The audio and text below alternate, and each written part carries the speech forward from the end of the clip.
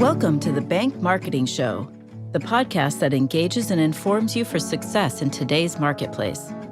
It's the show that will make you a better marketer with trends, tactics, and inspiration from experts and industry leaders. If you're wanting to impact your personal success and position your bank as the best choice in your market, you're in the right place. Now let's dive into today's show with your hosts, Chris and Dan. Hello, everybody. Welcome to another episode of the Bank Marketing Show. We're glad to have you with us. Today, we are going to do a continuation of a series that Dan and I started a while back. And we started with kind of an intro and overview of some of our perspectives, experience, resources, et cetera, on bank marketing in general. And then we dove into strategic marketing planning as the initial foundation of a good process and a good repeatable annual process. Wouldn't you say, Dan? I think it's a lot of what we're outlining is something that is repeatable on a cyclical basis. Yep. Yeah. And good morning, everybody. Or it's morning here, but whenever you're listening to it, hello. I think it's important to have all your marketing in a process. So hopefully you're following along, and we're kind of taking you through all the steps. Absolutely. And then we took it from marketing planning to channels and tactics, and really that channel mix process, and between social, web, digital, traditional, all of those things, and how are you mixing that process and the platforms that you're using them for. And then today wanted to jump over and talk about audience. And I think, Dan, so many of us that have been in marketing for a long time tend to think about our product and service that we need to promote and sell, whether it be mortgages or, selling widgets, or whatever the case may be in marketing. So we think about our perspective. Yep. And I don't think at inception, before we even dive into creative process and all of those things, really not only deliberate, but get intentional about formulating the marketing around our audience. So I think this will be really valuable, Dan, for everyone that's listening today to really understand the importance. And I know we're going to give them some good nuggets and tactics and ways to really do that well, with the ultimate goal to have more effective marketing and marketing messaging, right? Yeah, I think a lot of banks, and I know you probably run into this too, but a lot of banks and frankly a lot of businesses in general, like you said, think product first, or think, hey, I need more sales in this area, so I'm going to go out and do a campaign. And ultimately that's probably a good first reason to start thinking about a campaign, but it's not a great way to keep the messages exciting. It's not a great way to make the campaign effective. You got to kind of shift your thinking from what the bank is excited about to what the customer is excited about. I like the example of, a lot of our banks now a lot of them are just getting around to like online account opening, right? It's becoming a lot more mainstream. It was, several years ago, like the realm of the really big banks, and it's becoming easier for smaller banks to do that. And so when a bank does that, they like to say, hey, you can now open an account. And I see a lot of ads that are, there's one for a bigger bank. I don't remember which one, but that was like, hey, you have 5 minutes, open an account online. And I see that and I think, well, how often do you really need to open an account? Is that something that the customers are really excited about? Oh, I was just waiting for this bank to let me do it in 5 minutes. Like, that's not how the consumer thinks, right? The online account opening stuff is table stakes. So, we've got to think of a different way to approach that to make it more exciting. I'm kind of getting ahead of myself. I think you're right. But yeah, that's a great example of a little bit of the skewed thinking process, the order of the thinking, and the lack of intentionality and scope of thinking before we dive into a particular campaign process. I think. It's not that you can't advertise that, but you can't just say we have this and expect people to to come to it. There's too many, financial and bank advertisements out there for that. That's just it's not gonna stand out. Absolutely. It's interesting. We had a kind of our quarterly team retreat yesterday, Dan, with all of our team here at the agency. Long story, we had somebody working with us kind of on thinking processes, and this was more about creative, but related to what you were just saying, we actually showed one of the original Apple AirPod ads or whatever the case may be. But what a fabulous job they did. And I don't know if you remember the ad, most people will, but all it was a guy dancing with the AirPods like you have in today, right? So sure, the Apple brand was bookended, but that was really it. And it didn't talk about, I don't know, the fit or the technology or the Bluetooth capabilities or the blah, blah, blah. It didn't talk about any of that. It showed the guy dancing, which is something we all want happiness out of listening to our groove or even better, listening to a marketing podcast, right? Right. So anyway, but that's an ideal example, I think, of the kind of thing that you're talking about as we start thinking about messaging and audience, which are very closely related, as we'll talk about further today, as to really the mindset of what is it, Dan, that you just said, what is it they want to hear? So, I think this will be great stuff. So I thought a great way for us to dive into this further, Dan, is I know that earlier this week you actually did a presentation to Illinois bankers, and a lot of it was focused around audience stuff. So do you mind just kind of diving in and telling us a little bit about some of the core thoughts and nuggets and approaches there? Yeah, we sort of started to touch on them here, right? I think it's around a mindset shift, right? So I talked a lot about how to shift your mind from being product-focused ads to problem-focused ads, right? I was think of that old like sales adage of "sell me this pen," right? Or the sales interview question, "Sell me this pen," right? It's not about the blue ink or the ballpoint technology. It's about like the creativity and the connection to other people you can have by writing a letter, or like the business you can get done with the pen. And it's the same thing with banking, right? You can get a checking account anywhere. You can get loans lots of places. But I think if I asked all of the audience listening to this podcast, if I asked all of you, like, why would people choose you? And most of you would say, oh, our service, right? Or our connection to the community, or we help the community. But that story doesn't, necessarily come out. And if you listen to previous episode with Gordon Fellows, we talked a lot about like your community is your brand. That I think is the way a lot of community banks can differentiate. And so thinking about audience, right? If your audience is people buying a home or millennials, it's just too broad, right? You can't, there's so many people advertising to millennials. There's, dozens of big banks and mortgage brokers trying to advertise to home buyers that have much bigger budgets. So, you can't out advertise them, but you can kind of out connect or out human them with a more locally focused message. I think we'll have a message episode coming up down the line, but that can talk about how to create those messages that get people excited. But for today, talking about audience, like how do we do that shift? How do we shift from product focused campaigns to problem focused ones? And I wanted to kind of start, what I talked to the Community Bankers Association of Illinois about was personas are too broad, right? Most banks have a persona map. I think it's still a good exercise, and we'll kind of get to where I think it should fit into the cycle.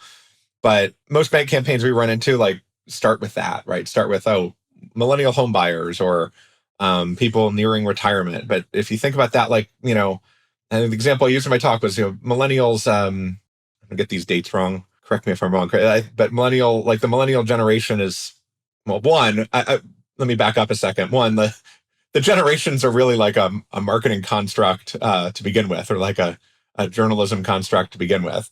So it's not like somebody born in 1981 that's technically a millennial is that much different from somebody born in 1980. But that's where I sort of started talking is millennials run from 1981 to 1996, right? But somebody born in 81 is now what, 41, right? Yeah. I may be a year off, but I go it's 20 to 40 is basically. Yeah. I just remember the round Yeah. decades number. Maybe it's 19 to 39 or something like that. But yeah. Yeah. But either way, right, the same point, like somebody that's 40 versus somebody that's 20, is a quote unquote millennial. But like, what is, from a banking perspective, what does somebody that's 20 need, right?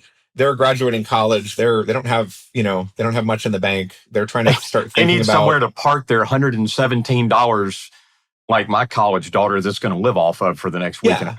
Yeah. Yeah. And so that's a persona that starts to get to the persona. What is a 20-year-old's, what are their problems? What things can you solve for them? Don't sell them, don't just hand them the pen, sell them the pen.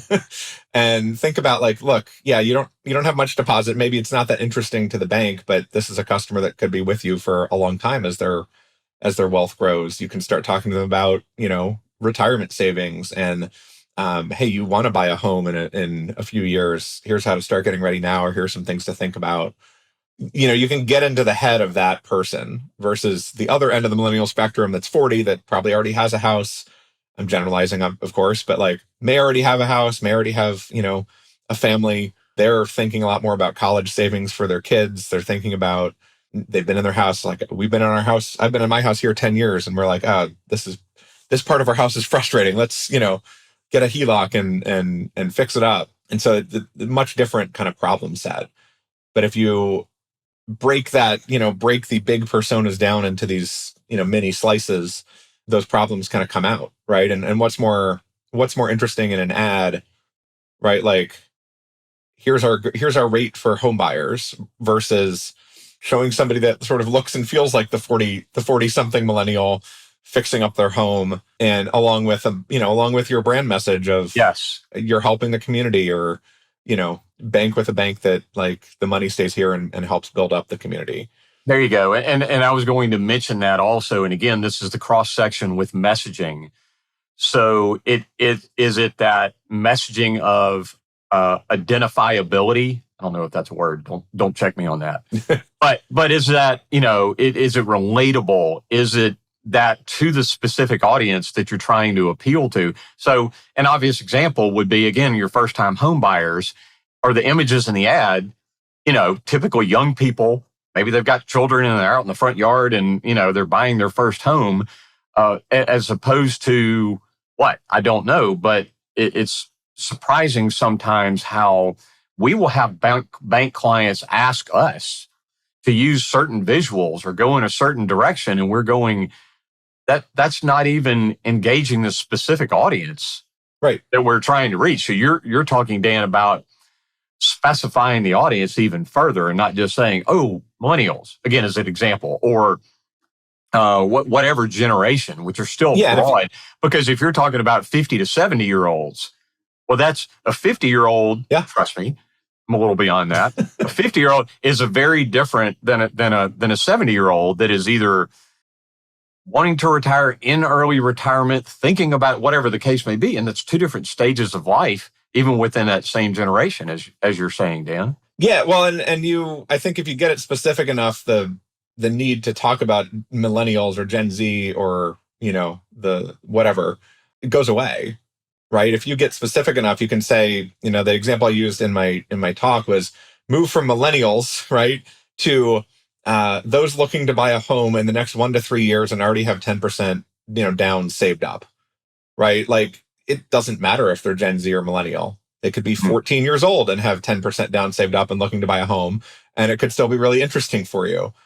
So at that point, you're talking to like a group with a specific problem that you can solve. There you go, Dan. And that's what I was going to ask you is, don't you think it's far more about A, resolving a pain point, or B, providing a solution, sometimes that they don't even know that they need a solution to that issue yet?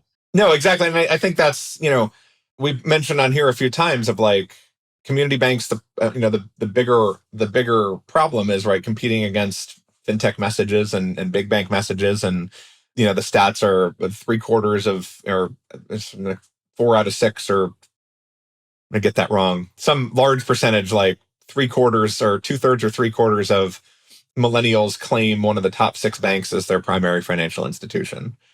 Right? That didn't happen by accident. That happened because the big banks, the fintechs, are really good at talking to really tiny slivers of the population. They're good at solving a lot of these individual problems. Like a fintech is really good at it because I use the example of Chime, right? That started out with their whole thing was, we'll give you access to your paycheck 2 days early if you have it on direct deposit. And now they've got 30 million customers or something like that. So they've gone way beyond that. But they started out with this specific message that got a lot of attention. A big bank, has just such a huge budget that they can talk to, 40 different slivers at once. But their message, Dan, you nailed it, was the differentiator. Yeah. Which was buried in the offer. It was not, yes, maybe that appeals to some audiences. Maybe to somebody that's been in their career for 20 or 30 years, being able to get their paycheck 2 days early may not matter as much. It right. might. They were targeting paycheck to paycheck people, probably younger people, who are more likely to be paycheck to paycheck. Exactly. Yeah. So I keep using my young adult children as the guinea pigs for the talk here, but several of them, I guarantee you, that an offer like that gets their attention. What? I can get my $1,000 paycheck 2 days early? Wow, that's huge. Yeah. So it matters. There you go. So and then now they're using that to add on other services and cross sell them, into other services and grow their bank that way. And it's not that a community bank, I go back and forth because a community bank could theoretically offer the two-day early paycheck, as a special type of checking account. But you have to come, if you don't have the marketing side of it, if you're not talking to that audience, if you just sort of put a banner on your homepage that says, now we have this, you're going to get some people, but you still have to then make that message, reach that audience on digital. So there's a lot of different, a lot of aspects to it. And that goes to one of the big things that we've talked to guests about on this show, Dan, and you and I have talked about, and will ad nauseum for sure. It is differentiation. So it's not going, oh, well, Chime did that. That's a great idea. We've got to do that. No, it's what is it? And for so many of our community bank clients, it's what is appealing to your local audiences. Those that are within reasonable driving distance of your branch locations. And what is your differentiator from those around you, as well as the fintechs and the large banks? Yeah, I think to compete, a community bank is, you're competing locally and you're competing digitally, whether you like it or not. But it's a yes and approach, right? Okay, great. Yeah, we can do that feature, but you should also, you're still competing, right? Even if you have the 2-day early paycheck thing, you're still competing with Chime. But so your message kind of has to be, yes, we do that, and if you deposit your money here, you can help out your community. Help out the coffee shop down the street that's also our customer that, has a loan from us, and that loan comes from your deposits. Tell that story. And that's the differentiator for a lot of community banks, is being able to tell that story, because Chime isn't saying, yes, we're also supporting the coffee shop up the street. There you go. Very, very well said. So, Dan, you touched lightly on this a couple of times, and I know this was a chunk and part of your presentation. And one of the focus areas of so much of what your agency does, as well, is about data and the use of data. So talk a little bit about that and the use of data as it pertains to audience. Yeah, well, I'll use that, like if I use the somebody looking to buy a home that's got 10% down saved already, right? Like that 10% down, you have that data, in your core. You need to find a way to get it out of there. And find those people. But you could, theoretically, this is easier said than done for a lot of banks, depending on how your core is set up. But you could go and look for people with a certain deposit balance. You might have other demographic or credit score information that you've pulled into your core on them. You can look at the average, starter home price in your area and say, well, let's say the average starter home price is $250,000 in our area. Let's look for people under 35 that have $25,000 in their savings account, and think about putting, pull a list of those folks and create a campaign around them. I'm oversimplifying it, but you can start thinking through what that looks like for the products that your bank wants to drive this year. How do you tie it back to your data? You can pull a list, and when you've got a real specific list, what happens is, maybe you're not trying to say, a lot of banks shy away from like a direct mail campaign, right? Because they're really expensive, and to send a single postcard out to 10 or 20,000 people is thousands and thousands of dollars, and one postcard isn't going to do much. But if you narrow down the world, in my talk, I was trying to coin the term hyper niche, and I'm not sure if that's going to stick, but I like to humor myself sometimes. But if you narrow it down to a hyper niche, maybe you've only got 200 people, right? But then you can send them multiple postcards over time. You can a list of 200 people. You can call all of them over a few weeks. You can send them handwritten letters. You can do real specific things that get a lot of attention and show off your community focus or your customer service focus. Dan, don't you think that is so much about modern marketing and the shift in thinking about marketing anyway, in that a bit more of the old school approach was how many people can we reach? Yeah. How many can we broadcast to? So whether that's radio, outdoor boards are probably a great example. Again, all of these things still have their place. Even direct mail, as you said. Right. So how much budget can we squeeze to broadcast to as many as possible, to throw the net as wide as possible, as opposed to the hyper niching mentality that you're talking about, is instead of trying to do these massive, more expensive, large push broadcast campaigns, how about and have a 1.7% response rate? Yeah. Instead of doing that, why don't we specify, and I like your example, use those 200 that our data sets tell us are very likely to be at a point of engagement, and get a 20% response rate. Right. Or a 21% response, or whatever the case may be. And you know what I mean?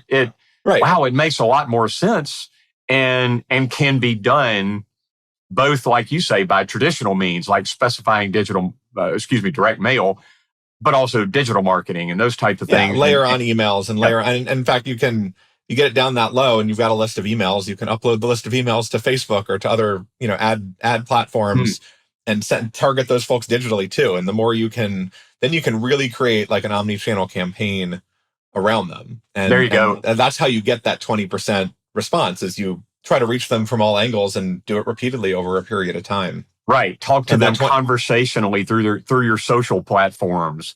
All of those, they were really appealing to that specific audience. Yeah. And the 20% of 200 is probably, like to your point, is probably a lot bigger than 1.7% of a much bigger audience. And also getting at the 20% of 200 is a lot cheaper if you do that data analysis up front. And so the big banks and the fintechs are really good at doing that sort of at scale, right? We're using this like first-time home buyer 10% down example.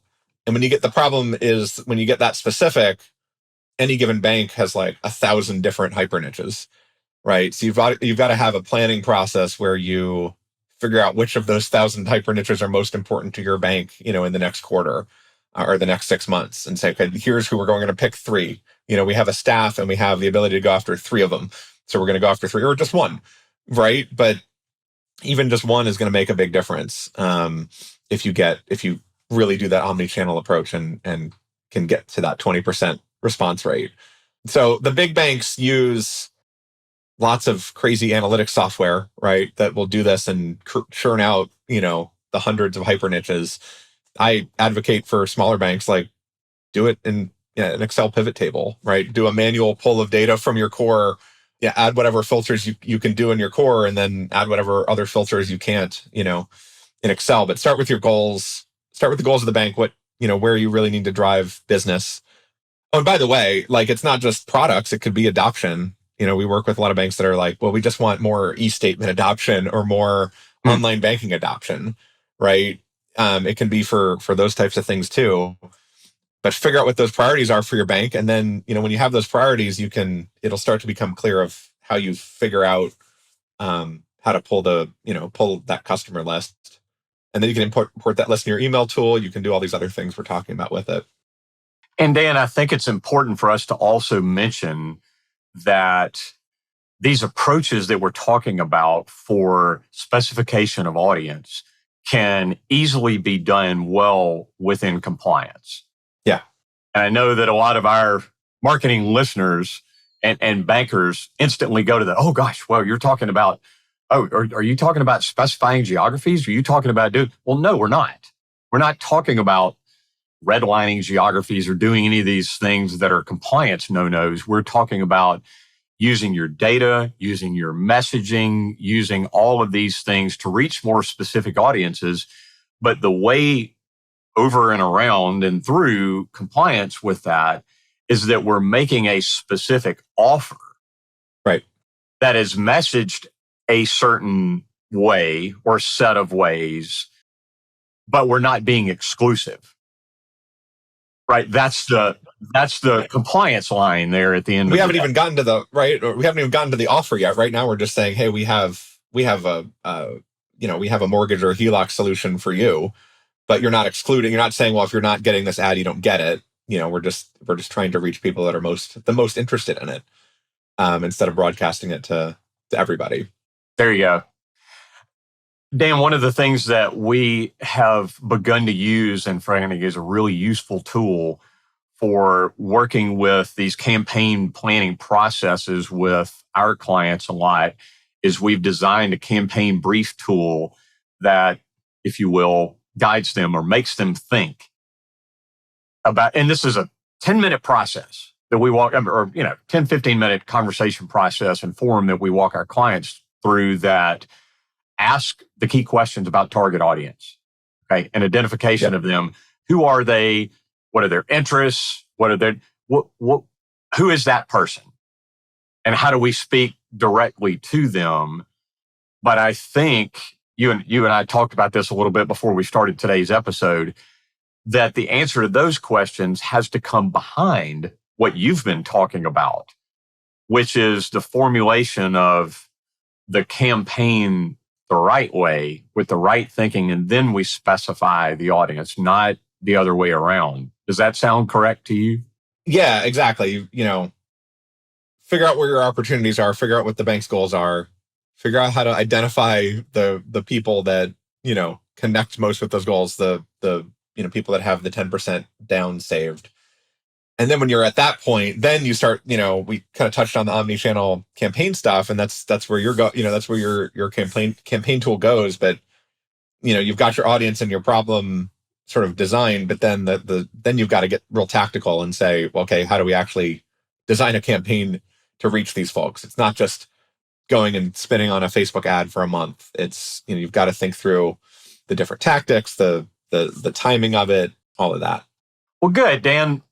So I think kind of some summary thoughts here. A lot of what you've talked about is specification of offer and how that works with audience, not necessarily the thinking process of, oh, we want to reach millennials. Because we hear that, we've heard that from probably 60 of our 75 bank clients, right? Yeah. We hear that, we want to reach millennials. So I love what you said, shifting that thinking about the offer and product and specificity of that, and then talking about personas and including problem solution and pain point solution, again, as the first levels of thinking before you're going, well, how do we reach this specific age group? Right. So I love that you said that. And then another great point that you made too was, again, using millennials, and I talked about 50 to 70-year-olds and, whatever the case may be, but you're still talking about an extremely broad span of life position that those people are in. So it takes a whole other level of audience thinking, Dan, and I like how you said that. And as you get more specific, it's how you get to one-to-one marketing. It's how you get to customer first, right? Because if the more specific you get, the more you're able to really talk to one customer, or think about when you're talking to 200 customers, right? You've got a message that's super specific. So if your bank is trying to be customer first, this is kind of how to start getting down that path. I love that. Yeah. And it's a bit of different thinking than just the get our brand out there to tens of thousands of people and they will come. So this is more addressing the specifics of that. Again, not that broad branding is not key and important in some of what we do. Right. I think of it as layers. You've got to kind of have the brand awareness layer that just makes people aware of your bank and aware of your brand. And that tells the story of like, you're in the community helping out versus, the big banks that aren't. But that's not what we're talking about today. That's not one-to-one marketing. That's broad brand awareness. Now, broad brand awareness can help your one-to-one marketing perform better, but it's a different layer. So, think about the broad brand awareness layer. Maybe you do run TV ads or newspaper ads or those types of things, but the shift is not expecting those things to drive, HELOC applications in and of itself. You've got to have this specificity layer to really get people excited and really make people take action. Dan, I'm going to speculate here that some of our listeners that may have listened all the way through this conversation in this episode probably didn't walk into this seeing the title about audience, thinking that we were going to actually talk to them about reaching less people and the use of more specific messaging, et cetera. So I think that's a very significant takeaway, from this. And I love what you just described about layering. So of course, we're not advocating for only that, but we are advocating that if you're trying to focus around a specific offer, then, it is shifting that audience thinking a bit. So well said. Yeah, absolutely. Yeah. Well, great. So I know some of what we wanted to do was, Dan, in our show here was kind of continue some of these conversations intermingled with some of the great guests that we've got lined up and that are coming on. We've got some other episodes to release and some banking association executives and lots of other folks that are going to, I think, continue to expand everyone's thinking and give some valuable insight. So really excited about that. And then from strategic planning to channel mix and now audience, I know some of what we have on our radar next is to talk specifically about some product ads and offers and incentives and some of the things in that realm, right? Yeah. So, right. Once you have the audience, once you've got the plan of kind of how to reach them, what do you actually say in the ad, right? What, anything financial services or banking takes people forever to do. There's some small examples where not, but like applying for a HELOC, refinancing, moving your checking account are big things. So if we reach a specific enough audience, when we get there, when we try to reach them, we need to then start talking about how to make them take action. And so that's what, offers and messaging we'll kind of get into when we get to those episodes. Going to be valuable stuff. That's great. Yeah. Well, Dan, you mentioned your recent appearance there also with Community Bankers of Illinois.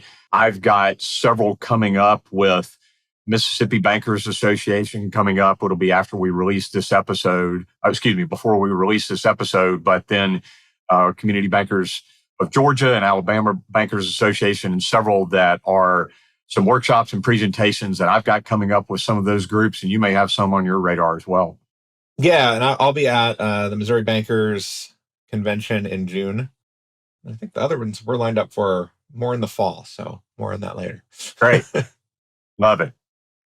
Well, man, this has been a great, hopefully a shift in thinking conversation today, Dan, with some of our listeners that I hope at the end of this episode will kind of go, okay, and make them think a little bit further and investigate their thinking processes about this rather than just throwing out broad messaging to broad audiences and expecting, good ROI on that. So yeah, and I'd love to put a little tag in and say, if you're thinking about this stuff, Chris and I are happy to chat about it. Not in a sales perspective, but maybe you can tell from this episode, I love to kind of nerd out on this stuff. So happy to answer questions or chat. Feel free to reach out. It's contact@bankmarketingshow.com. That's great. I'm so glad that you mentioned that. And it is easy to reach us through our website, Dan. And we both love to just have these conversations because when we get questioned about some of these things, and we get to learn too. Yeah. From folks. So great thought there about engagement. So echo that, reach out to us anytime. Yeah, absolutely. Love to talk. Awesome. Well, thanks so much, Dan. We both get to go finish our coffee now. Yes. There you go. Yeah, well, thanks, Chris. Thanks, everybody. You got it. Great to have everybody with us. We will see you next time. Bye. Thanks for joining us. To go deeper or get access to some of the valuable nuggets from today's show, go to bankmarketingshow.com. There you'll find episodes, links to resources, and much more. Be sure to subscribe wherever you find your podcasts. And join us next time.